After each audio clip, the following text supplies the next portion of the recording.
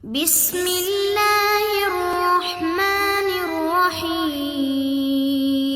الحمد لله نحمده ونستعينه ونستغفره ونؤمن به ونتوكل عليه ونعوذ بالله من شرور أنفسنا ومن سيئات أعمالنا من يهده الله فلا مضل له ومن يضلله فلا هادي له وأشهد أن لا إله إلا الله وأشهد أن محمدا عبده ورسوله يا أيها الذين آمنوا اتقوا الله حق تقاته ولا تموتن إلا وأنتم مسلمون يا أيها الناس اتقوا ربكم الذي خلقكم من نفس واحدة وخلق منها زوجها وبث منهما رجالا كثيرا ونساء واتقوا الله الذي تساءلون به والأرحام إن الله كان عليكم رقيبا يا أيها الذين آمنوا اتقوا الله وقولوا قولا سديدا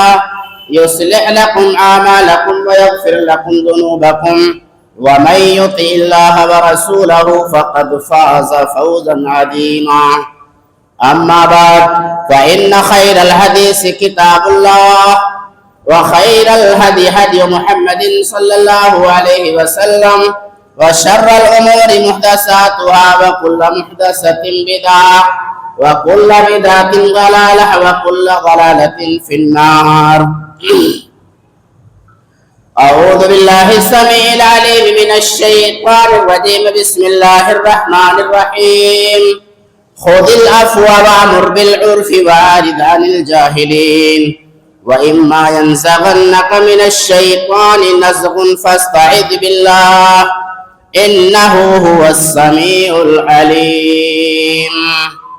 عن أبي هريرة رضي الله تعالى عنه أن رجلا قال للنبي صلى الله عليه وسلم أوصني قال لا تغضب فردد مرارا اللهم صل على محمد وعلى آل محمد كما صليت على إبراهيم وعلى آل إبراهيم إنك حميد مجيد اللهم بارك على محمد وعلى آل محمد كما باركت على إبراهيم وعلى آل إبراهيم إنك حميد مجيد رب اشرح لي صدري ويسر لي أمري واحلل عقدة من لساني يفقهوا قولي رب زدني علما.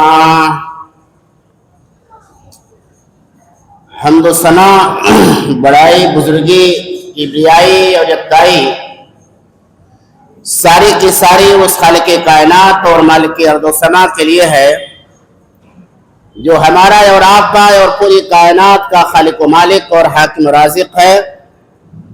بے شمار درود و سلام نازل ہو اللہ کے تمام نبیوں اور رسولوں پر، خصوصاً اللہ کے آخری رسول جناب محمد رسول اللہ صلی اللہ علیہ وسلم اور آپ کی آل و اولاد اور تمام مومنین پر.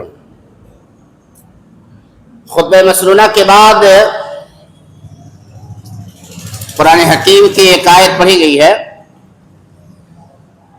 اور اس کے بعد ایک روایت پڑھی گئی ہے جو روایت صحیح بخاری اور صحیح مسلم دونوں کے اندر موجود ہے. آیت اور روایت کی مناسبت سے آج کے خطبے کا عنوان ہوگا غصہ کیوں آتا ہے، غصہ کیوں ضروری ہے، اور اگر غصہ آ جائے تو اسے دور کیسے کیا جائے. ان تمام نکات پر انشاءاللہ تعالی کتاب و سنت کے حوالے سے گفتگو ہوگی. دعا ہے کہ اللہ رب العالمین صحیح اور سچی بات کہنے کی توفیق عطا فرمائے. جو باتیں کتاب و سنت کے مطابق ہوں رب العالمین اس پر عمل کرنے کی توفیق عطا فرمائے.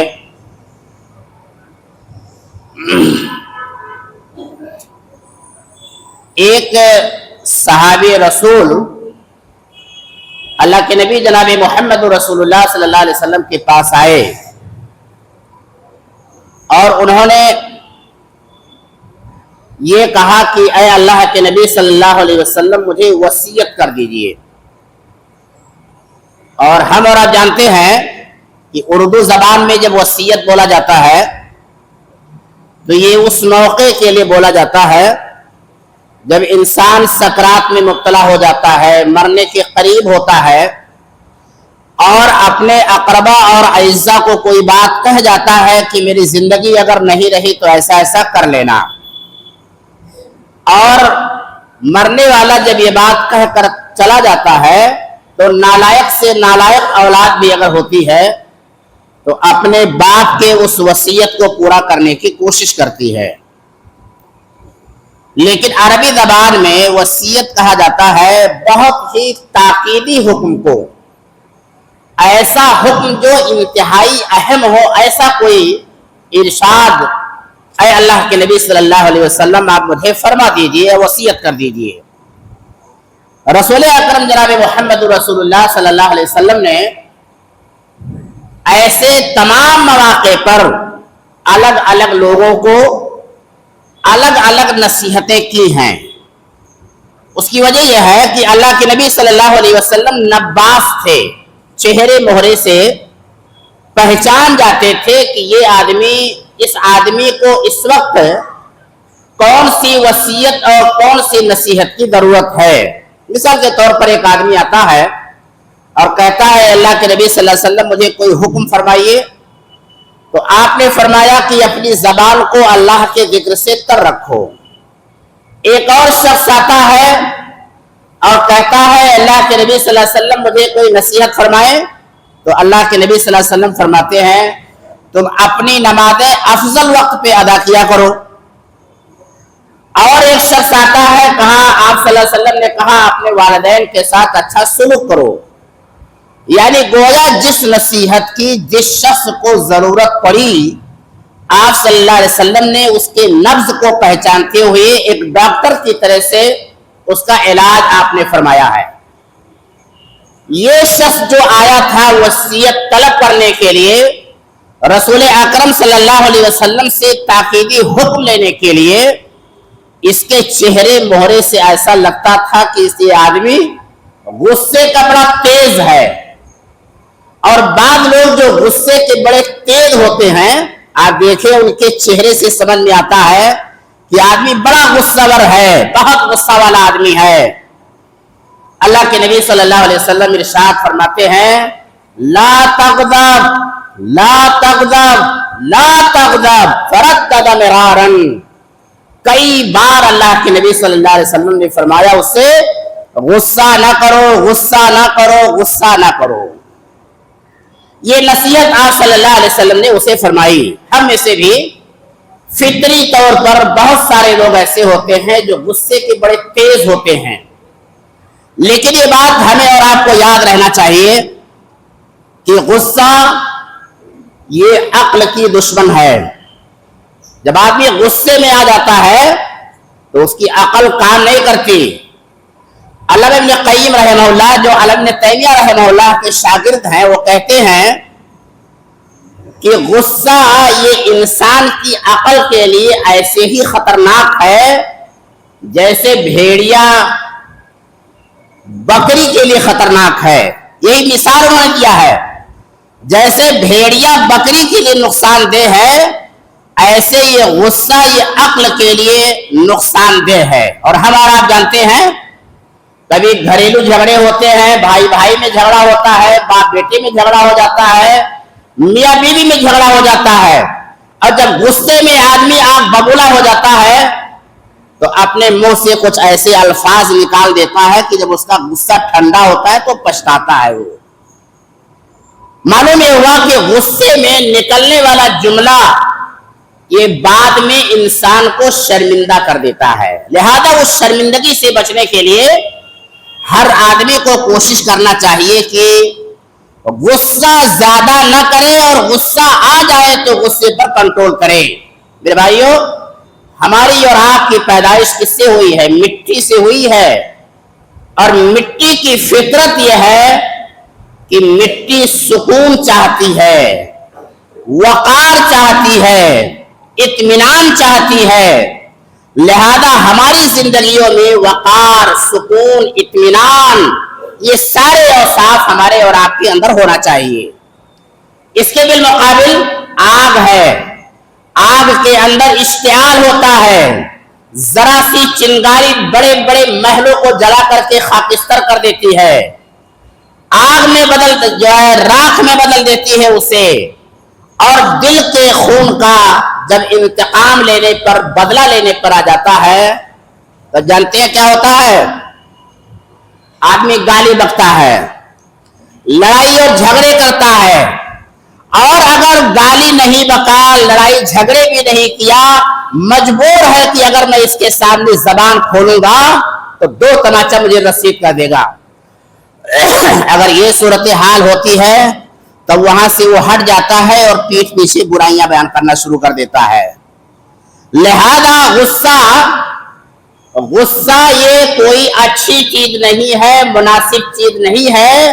ہاں یہ بات اور ہے کہ بعض مواقع پر غصہ کرنا ضروری ہے، وہ بعد میں تفصیلات آئیں گی۔ لہذا جب آدمی مجبور ہو جاتا ہے، اس آدمی سے جو غصہ اس کے اوپر کرتا ہے اور بار بار غصہ کرتا ہے، اور اس غصے میں اسے اور کھول بکتا ہے، گالیاں دیتا ہے، مارتا ہے، لڑائی اور جھگڑے کرتا ہے، تو پیٹھ پیچھے ہماری اور آپ کی برائیاں کرنا شروع کر دیتا ہے۔ یہ ایسے ہیں، وہ ایسے ہیں، انہوں نے میرے ساتھ یہ زیادتی کیا، انہوں نے میرے ساتھ یہ ظلم کیا۔ آپ میں سے بہت سارے لوگ کارخانے چلاتے ہیں، دکانیں چلاتے ہیں، اپنے ملازمین کے ساتھ دیکھیے اگر آپ زیادتی کرتے ہیں تو آپ کی برائیاں پیٹھ پیچھے ہوتی ہیں۔ اسی لیے آدمی کو غصے پر کنٹرول رکھنا چاہیے۔ اللہ کے نبی صلی اللہ علیہ وسلم نے ایک بڑا انوکھا انداز اپناتے ہوئے آپ نے فرمایا لیس الشدید بالسرعہ، لیس الشدید بالسرعہ انما الشدید الذی یملک نفسہ عند الغضب۔ آپ فرماتے ہیں جمع مرد وہ نہیں ہے جو کشتی میں کسی کو پچھاڑ دے، لڑائی کر لے، پٹک دے، اسے پٹخلی دے دے، سینے پہ چڑھ جائے، وہ بہادر نہیں ہے۔ بہادر کون ہے؟ بہادر وہ ہے جو غصے کے وقت اپنے نفس پر کنٹرول کر لے، غصے کو پی جائے، وہ آدمی بہادر ہے، وہ آدمی پہلوان ہے، وہ آدمی جمع مرد ہے۔ جب غصہ انسان کو آتا ہے تو دل تقاضا کرتا ہے اسے کھری کھری سنا دوں، 2-4 تھپڑ اسے رسید کر دوں، لیکن حضرت سلیمان علیہ السلام کے بقول جب انسان غصہ حد سے زیادہ کرتا ہے تو اس کی بردباری اسے ہلکا کر دیتی ہے، نگاہوں سے گر جاتا ہے ایسا بندہ جو حد سے زیادہ غصہ کرتا ہے، ایسا آدمی ہلکا ہو جاتا ہے۔ لہذا بعض مواقع پر ایسا بھی ہوتا ہے کہ انسان غصے میں آ کر کے اور پھول بکتا ہے، گھریلو جھگڑا ہوتا ہے اور گھریلو جھگڑے میں اپنی بیوی کو طلاق دے دیتا ہے۔ میرے پاس اسی طرح کا ایک کیس آیا، بہت دن پہلے کی بات ہے، 15-20 سال پہلے کی بات ہے۔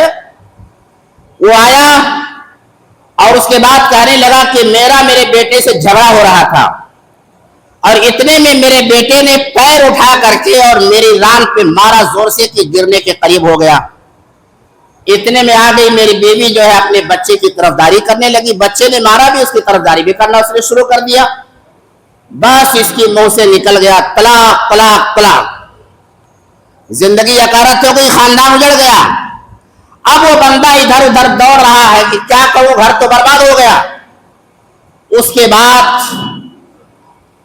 جب لوگوں کے پاس، مفتیان کرام کے پاس گیا تو انہوں نے حلالہ اور حرامہ کا فتویٰ دینا شروع کر دیا۔ حلالہ کراؤ، ظاہر ہے کہ حلالہ ایک غیرت مند مسلمان کسی بھی صورت میں قطعی طور پر بھی نہیں کروائے گا، وہ بے غیرت ہوتے ہیں جو حلالہ کرواتے ہیں۔ اور رسول اکرم صلی اللہ علیہ وسلم نے حلالہ کرنے والے اور حلالہ کروانے والے پر لعنت بھیجی ہے، اور آپ نے فرمایا ہے الا اخبرکم بالتیس المستعار، کیا میں تمہیں مگنی کرائے کے سار کے بارے میں نہ بتاؤں؟ وہ حلالہ کرنے والے ہیں اور جس کے لیے حلالہ کیا جائے وہ لوگ ہیں۔ لہذا یہ لعنتی عمل ہے۔ اب جب یہ معاملہ ہوتا ہے تو چلو اہل حدیث مفتیان یاد آتے ہیں، کیونکہ وہاں پر یہ فتویٰ انہیں ملے گا، اور یہی فتویٰ کتاب و سنت کے موافق ہے کہ ایک مجلس میں اگر کوئی آدمی 3 طلاق دیتا ہے تو 1 طلاق پڑتی ہے، مہینے کے اندر اسے رجوع کرنے کا حق حاصل ہوتا ہے۔ لیکن بہرحال سارے لوگوں کو یہ فتوے نہیں دیے جا سکتے، اس لیے نہیں دیے جا سکتے کہ جب زندگی کے تمام معاملات میں آپ ایک فقہ کی پابندی کرتے ہیں تو اس معاملے میں بھی اسی فقہ کی پابندی کرنا چاہیے. تو بہرحال جب غصے میں آدمی ہوتا ہے تو منہ سے ایسے جملے نکل جاتے ہیں کہ آدمی شرمندہ بھی ہوتا ہے اور بسا اوقات اس کا پورا گھر اجڑ جاتا ہے، برباد ہو جاتا ہے. لیکن وہیں پر ایک پہلو اور بھی دیکھنا چاہیے کہ غصہ یہ انسان کی ذات کے تحفظ کے لیے مددگار بھی ہوتا ہے. غصہ نقصان اور خطرات سے انسان کو بچاتا بھی ہے. مقاصد کی راہ میں جو دشواریاں آتی ہیں ان دشواریوں کو دور بھی کرتا ہے یہی غصہ. لہذا غصہ کرنا ہر حال میں یہ قابل مذمت نہیں ہے. جیسے پچھلے خطبے میں آپ نے سنا تھا غیبت حرام ہے، ناجائز ہے، نیکیوں کو برباد کر دیتی ہے. مگر چند مواقع ایسے ہیں جہاں غیبت جائز بھی ہے. لہذا غصے کا ایک رخ تو یہ ہے کہ وہ انتہائی ناپسندیدہ ہے، لیکن سکے کا دوسرا پہلو یہ ہے کہ غصہ کرنا جائز بھی ہے. یہ انسان کی ذات کی مدد کرتا ہے، نقصان سے انسان کو بچاتا ہے، خطرات سے بچاتا ہے. مقاصد کی راہ میں جو رکاوٹیں دشواریاں آتی ہیں ان کو بھی دور کرتا ہے. گویا کہ مثال کے طور پر اگر ہم سمجھنا چاہیں تو یوں سمجھ سکتے ہیں کہ غصے کی مثال آگ جیسی ہے. آگ کی چھوٹی سی چنگاری اگر بے موقع استعمال کر لی جائے تو پوری کے پورے علاقے کو جلا کر کے راکھ بنا دیتی ہے. لیکن کیا اس حقیقت سے ہم انکار کر سکتے ہیں کہ یہی آگ انسان کے لیے کھانا بھی بناتی ہے، کھانا تیار کرتی ہے، کھانا پکاتی ہے.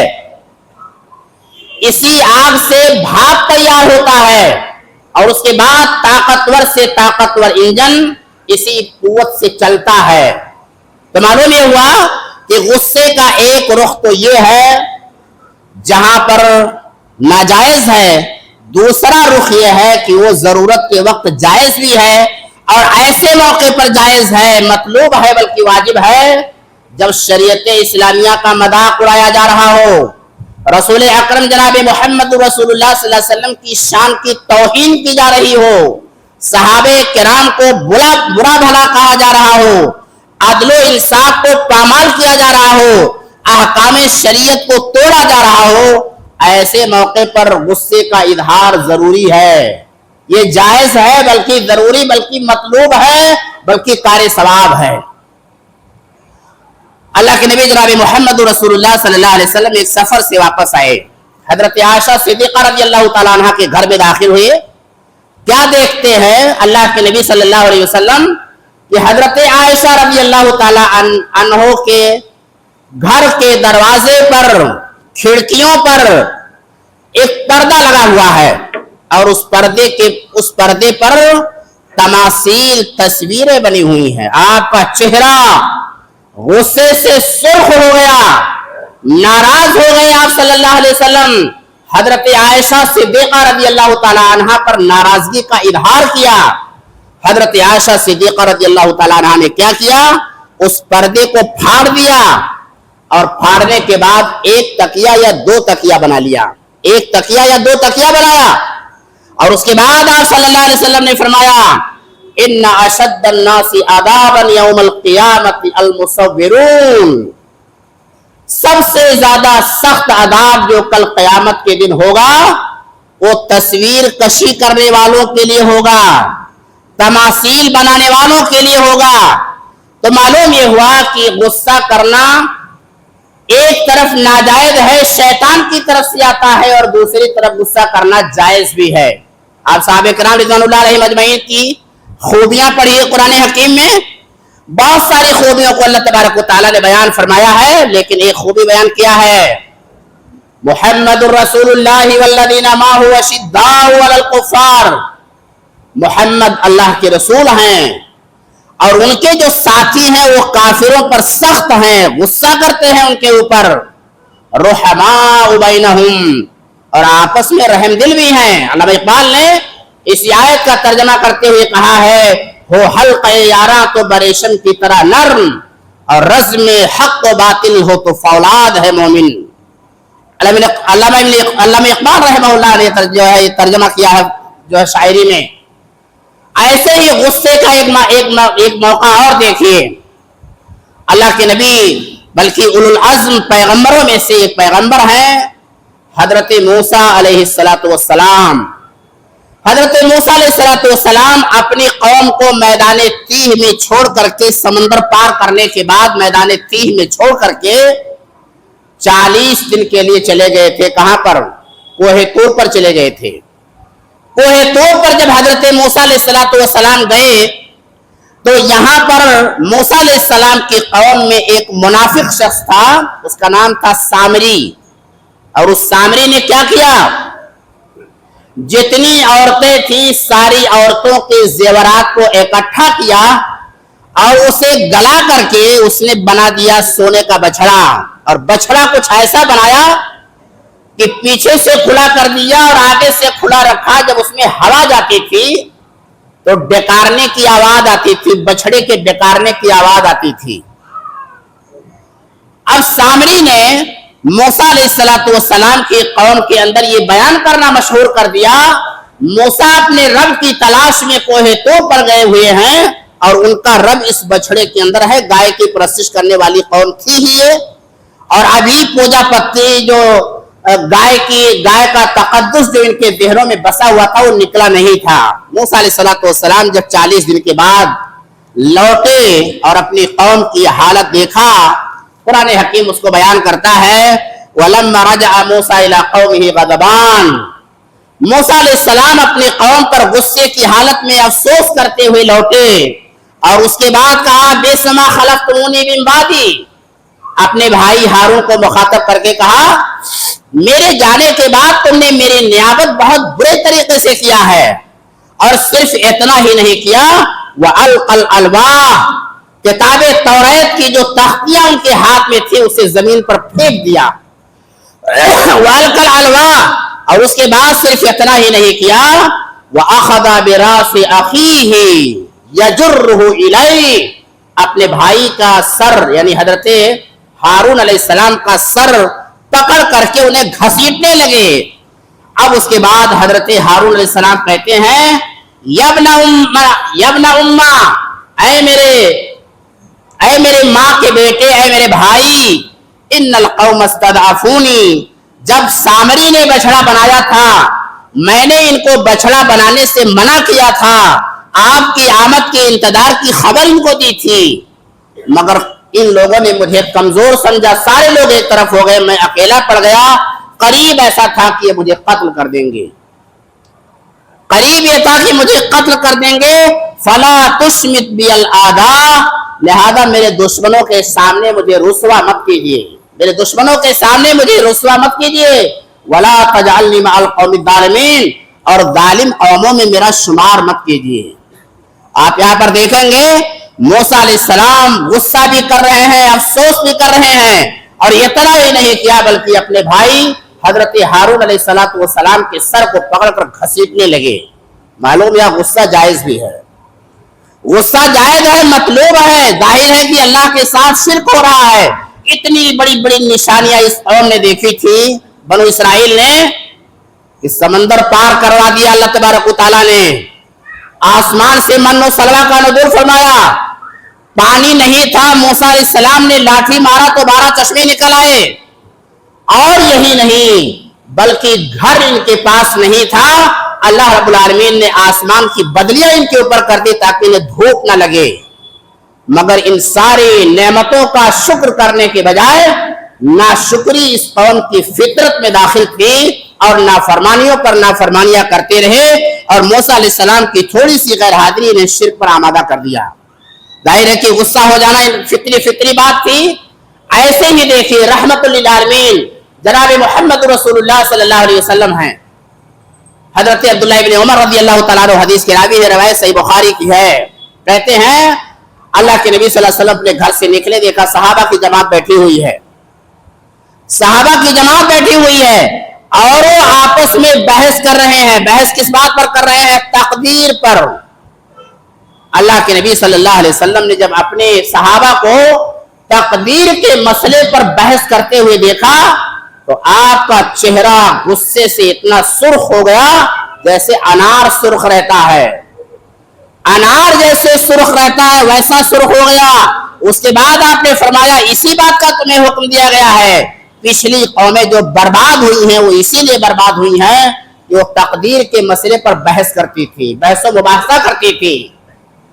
آج ہم اور آپ دین و شریعت کو اتنے ہلکے میں لیتے ہیں, معلوم رہے نہ رہے اگر کسی نے کچھ پوچھ لیا فوراً فتویٰ دینے کے لیے تیار ہو جاتے ہیں. میرے بھائیوں علم کے بغیر فتویٰ اگر کوئی دیتا ہے وہ فتویٰ صحیح بھی ہے تو گناہ کا کام کرتا ہے. وہ یہ بات ذہن میں رہنا چاہیے. علم کے بغیر اندازے سے کسی نے فتویٰ دیا, دلیل اس کے پاس نہیں ہے, نہ اللہ کی کتاب کی نہ جناب محمد رسول اللہ صلی اللہ علیہ وسلم کی سنت کی, اور وہ فتویٰ اس کے صحیح بھی ہے پھر بھی وہ گنہگار ہوتا ہے. لہذا فتویٰ دینے سے اپنے آپ کو بچانا چاہیے. اسی طریقے سے میرے بھائیوں آپ دیکھیں گے کہ اللہ کے رسول صلی اللہ علیہ وسلم کی ایک صفت آتی ہے, ما ضرب رسول اللہ صلی اللہ علیہ وسلم شیئا قط. نبی اکرم صلی اللہ علیہ وسلم نے کبھی کسی کو مارا نہیں ہے, کسی عورت کو بھی نہیں مارا, کسی خادم کو بھی نہیں مارا, اپنے یہاں کام کرنے والا جو مزدور ہے اس کو بھی کبھی نہیں مارا آپ صلی اللہ علیہ وسلم نے. حضرت انس رضی اللہ تعالیٰ عنہ کہتے ہیں خدمت رسول اللہ صلی اللہ علیہ وسلم 10 سنین, میں نے رسول اکرم صلی اللہ علیہ وسلم کے ہاں 10 سال تک خدمت کی ہے. کبھی آپ نے نہیں کہا انس یہ کام تم نے کیوں نہیں کیا, اور اگر نہیں کیا تو کیوں نہیں کیا, کیا تو کیوں کیا. کبھی آپ صلی اللہ علیہ وسلم نے یہ سوال نہیں کیا. اور نہ ہی یہ کہ آپ صلی اللہ علیہ وسلم نے اگر مارا ہے کسی کو تو کہاں مارا ہے؟ جہاد فی سبیل اللہ میں, جہاں اللہ کے محارم کو پامال کیا جاتا تھا. اور اس کی مثال اگر آپ کو دیکھنا ہو تو سیرت نبوی میں آ کر کے دیکھیے.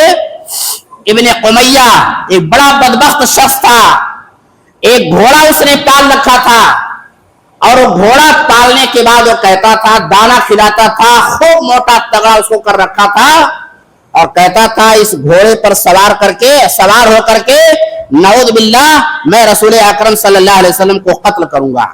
احد کا میدان ہے, وہ آپ کے پیچھے پڑا ہوا ہے, کسی طرح سے آپ جو ہے آ جائیں اور اس کے بعد میں آپ کو مار دوں, آپ کی زندگی یہاں سے میں تمام کر دوں. جب اللہ کے نبی صلی اللہ علیہ وسلم نے پہلے تو بچاؤ کیا, بچتے رہے, لیکن وہ پیچھے پڑا ہوا تھا. آپ صلی اللہ علیہ وسلم کے ہاتھ میں جو نیزہ تھا اس نیزے کو آپ نے یہاں پر چبھو دیا, تھوڑا سا چبھو دیا. اس پر ابن قمیہ اتنا چلاتا تھا کہ اس کے ساتھی لوگ جب دیکھتے تھے تو کہتے تھے زخم تو بہت معمولی ہے, اتنا چلا کیوں رہا ہے؟ کہا تمہیں معلوم نہیں ہے یہ محمد رسول اللہ صلی اللہ علیہ وسلم کا نیزہ تھا. آپ نے مارا نہیں کبھی کسی کو, لیکن اللہ کے راستے میں جہاد کرنے والے کو مارا. اور اسی طریقے سے ایسا شخص جب اللہ کے محارم کو پامال کرتا تھا, ایسی جگہ پر بھی آپ صلی اللہ علیہ وسلم مداہنت سے کام نہیں لیتے تھے. اب دیکھیں گے, یہ تو ہم نے مثال دیا مارنے کی, اور نہ مارنے کی مثال سن لیجئے. مشہور واقعہ ہے, غزوہ بنو المصطلق سے پیارے نبی صلی اللہ علیہ وسلم واپس آ رہے ہیں, ایک درخت کے نیچے آرام کرنے لگے, اپنی تلوار درخت میں لٹکا دیا, تھوڑی دیر قیلولہ کر لوں, آرام کر لوں, تھکان دور ہو جائے. ایک دیہاتی آتا ہے, تلوار ہاتھ میں لے لیتا ہے, اور اتنے میں آپ کی آنکھ کھل جاتی ہے, اور اس کے بعد کہتا ہے میں یحمیک منی یا محمد, اے محمد آپ اکیلے ہیں, یہاں پر آپ کے جو ساتھی ہیں وہ دور دور ہیں, آپ نہتھے ہیں, آپ کے ہاتھ میں تلوار نہیں ہے, تلوار آپ کی میرے ہاتھ میں ہے, آپ بتائیے میرے ہاتھ سے آپ کو کون بچائے گا؟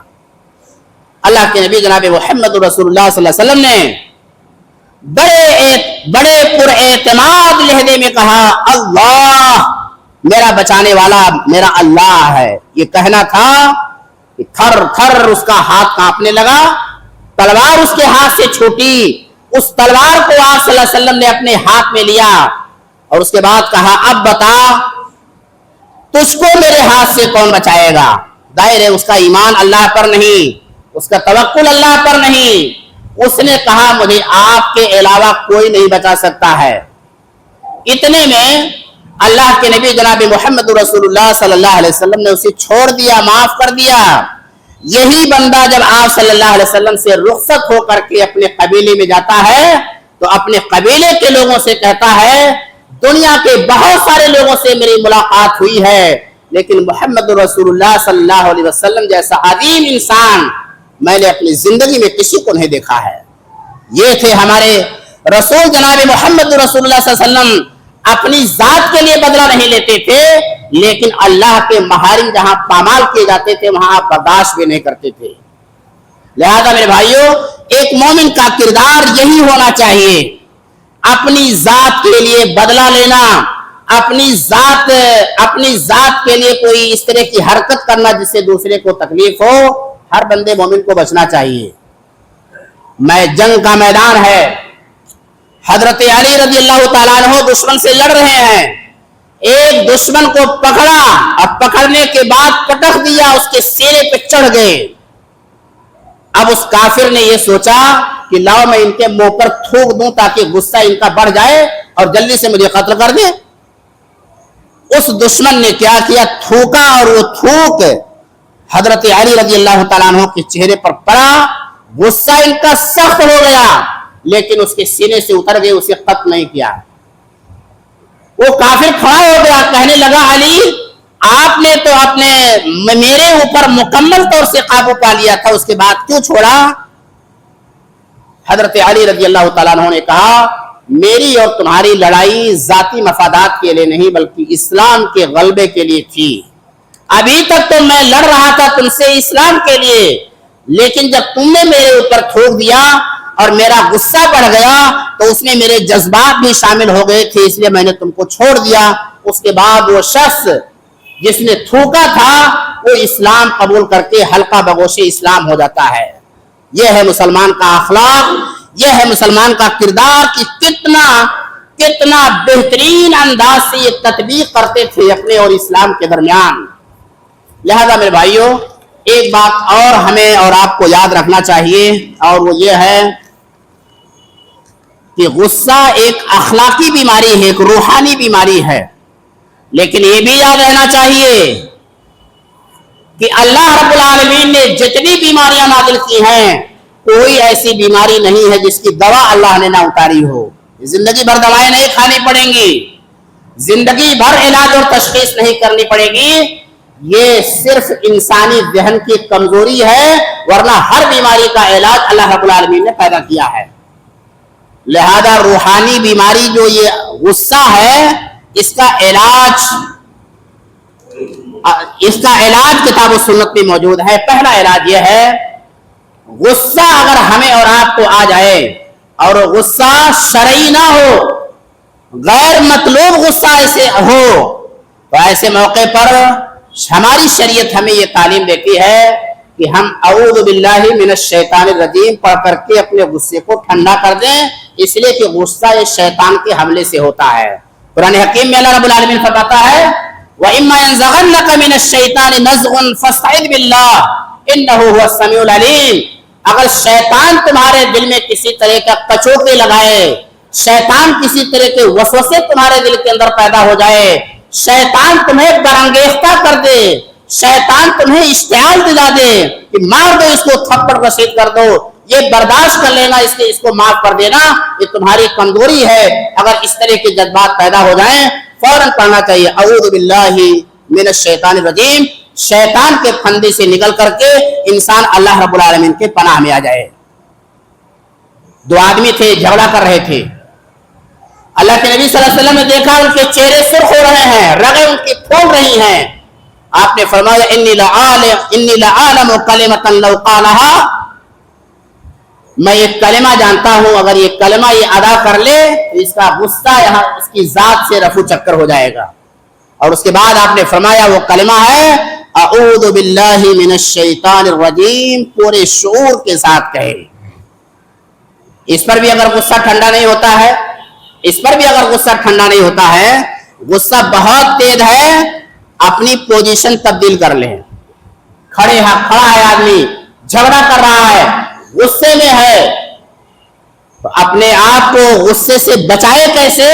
اللہ کے نبی صلی اللہ علیہ وسلم فرماتے ہیں اذا غضب احدکم وهو قائم، کھڑے ہونے کی پوزیشن میں اگر غصہ ہو جائے فلیجلس، تو چاہیے کہ وہ بیٹھ جائے. بیٹھ جانے سے بھی غصہ ختم ہو جاتا ہے، اس کا غصہ ختم ہو جائے گا. بیٹھنے سے بھی اگر غصہ ختم نہیں ہوتا ہے، اللہ کے نبی صلی اللہ علیہ وسلم فرماتے ہیں زمین پر لیٹ جائے ہو. ناجائز غصہ دور کرنے کی کوشش کرنا چاہیے. اس پر بھی غصہ نہیں بیٹھ، اس پر بھی غصہ ختم نہیں ہو رہا ہے. اللہ کے نبی صلی اللہ علیہ وسلم نے فرمایا ان الغضب من الشیطان، غصہ شیطان کی طرف سے ہے. وَإِنَّ الشَّيْطَانَ خُلِقَ مِن مَّاءٍ، اور شیطان خُلِقَ مِن نَّارٍ، شیطان آگ سے پیدا کیا گیا ہے. وَإِنَّ النَّارَ تُطْفَأُ بِالْمَاءِ، اور آگ جو ہے یہ پانی سے بجھائی جاتی ہے. لہذا جب تم میں سے کسی کو غصہ آ جائے تو ایسے موقع پر وضو کر لے. ہو غصہ آئے تو وضو کر لے. اور ایک علاج یہ بتایا ہے کہ خاموش ہو جائے انسان، اپنی زبان پر تالا لگا لے، اس سے بھی غصہ ختم ہو جاتا ہے. اسی طرح سے ایک اور بات یاد رہنا چاہیے غصے کو دور کرنے کے لیے کہ آدمی ہمہ وقت اپنے آپ کو اللہ رب العالمین کے آداب سے ڈرائے اپنے آپ کو اللہ رب العالمین کے آداب سے. فرمایا اللہ تبارک و تعالیٰ نے قرآن حکیم میں مومن کی صفات بیان کرتے ہوئے، جو ہے متقیوں کی صفات بیان کرتے ہوئے، الذین ينفقون فی السراء والضراء، تنگی میں خوشحالی میں اللہ کے راستے میں اپنے مال کو خرچ کرتے ہیں. والقاظمین الغیظ، غصے کو پی جاتے ہیں. والعافین عن الناس، لوگوں کو معاف کر دیتے ہیں. واللہ یحب المحسنین، اللہ احسان کرنے والوں سے محبت کرتا ہے. اور اس آیت کو سمجھنے کے لیے کہ اس زمانے کی یعنی قرون اولا کی جو لوڈیاں تھیں، بادیاں تھیں، وہ اللہ کی کتاب قرآن مجید پر کتنا نظر رکھتی تھی. حضرت علی ابن حسین، حضرت حسین رضی اللہ تعالیٰ عنہ کے بیٹے حضرت علی ہیں، اور حضرت حسین کے ابو کا نام بھی حضرت علی ہے رضی اللہ تعالیٰ عنہ. ایک مرتبہ وضو کر رہے تھے، ان کی لوڈی وضو کروا رہی تھی، پانی گرا رہی تھی. پانی برتن جو تھا وہ گلاس وغیرہ کا تھا، کانچ کا تھا. اتفاق سے اس کے ہاتھ سے چھوٹ گیا اور گر گیا، اور جب گرا تو حضرت علی بن حسین رضی اللہ تعالیٰ عنہ زخمی ہو گئے، بدن سے خون بہنے لگا. ظاہر ہے کہ ایسا اگر معاملہ ہو جائے، کوئی خادم کوئی نوکر کوئی جو ہے اگر اس طرح سے حرکت کر بیٹھتا ہے، چاہے غلطی سے کرے، تو غصہ تو آتا ہے انسان کو. حضرت علی ابن حسین رضی اللہ تعالیٰ عنہ نے غصے بھری نگاہ سے اسے دیکھا تو اس نے کہا آپ کیا دیکھ رہے ہیں مجھے؟ اللہ قرآن حکیم میں فرماتا ہے، اللہ رب العالمین نے قرآن میں متقیوں کی صفت بیان کی ہے، والقاظمین الغیظ، متقی وہ ہوتا ہے جو غصے کو پی جاتا ہے. نگاہ نیچے ہو گئی علی ابن حسین کی. اب اس جاریہ نے، اس لوڈی نے یہ سوچا کہیں ایسا نہ ہو بعد میں مجھے سزا دیں، آج تو نگاہ نیچے کر لیا ہے. کہا اللہ اس کے آگے بیان کرتا ہے والعافین عن الناس، متقی وہ ہوتے ہیں جو لوگوں کو معاف کر دیتے ہیں. حضرت علی بن حسین نے کہا قد عفا اللہ عنک، اللہ نے تجھے معاف کر دیا. اس کے بعد پھر لوڈی کہتی ہے متقیوں کی صفت اللہ رب العالمین نے آگے بیان کرتے ہوئے کہا ہے واللہ یحب المحسنین، اللہ احسان کرنے والوں کو پسند کرتا ہے. جب یہ جملہ کہا تو حضرت علی ابن حسین رضی اللہ تعالیٰ عنہ نے کیا کہا؟ اذهبی فانت حرہ، اے لوڈی تو جا یہاں سے، میں نے تجھ کو مکمل طور سے آزاد کر دیا، آج سے تو لوڈی نہیں بلکہ آزاد لڑکی کی حیثیت سے زندگی گزارے گی. میرے بھائیوں، قرآن حکیم کی جب آیات آتی تھی ہمارے اسلاف کا یہ رویہ ہوتا تھا، یہ طریقہ ہوتا تھا. غصہ آتا تھا، اللہ کی کتاب اگر آ جائے ان کے سامنے، اللہ کی کتاب کی آیات ان کے سامنے آ جاتی تھی، فوراً ان کا غصہ رفو چکر ہو جاتا تھا. آپ دیکھیں گے حضرت عمر رضی اللہ تعالیٰ عنہ، حضرت عمر رضی اللہ تعالیٰ عنہ کا واقعہ دیکھیں.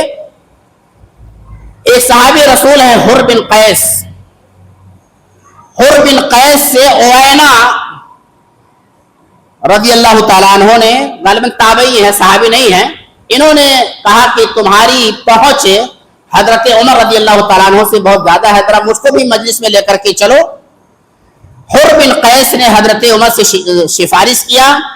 اوینا حضرت عمر رضی اللہ تعالیٰ عنہ کی مجلس میں آ گئے. کچھ مال غنیمت آیا ہوا تھا، اسی کو تقسیم کر رہے تھے.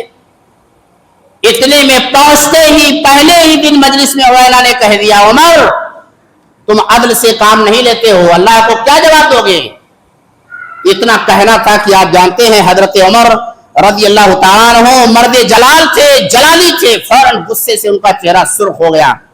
حضرت حر بن قیس رضی اللہ تعالیٰ عنہ آتے ہیں اور کہتے ہیں، امیر المومنین، اللہ تبارک و تعالیٰ نے قرآن حکیم میں کہا، خذ الامر وامر بالعرف وعارض عن الجاہلین.